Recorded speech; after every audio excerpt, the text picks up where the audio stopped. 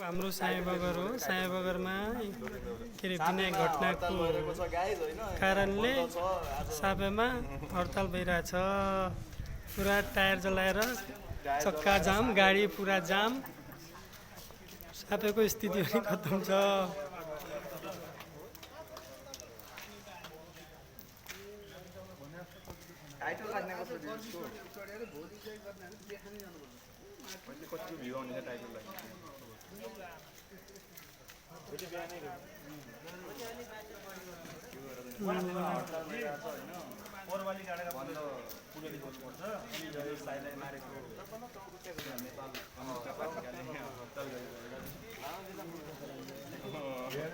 न त गाडी आउन दिएको छ न त जान दिएको छ।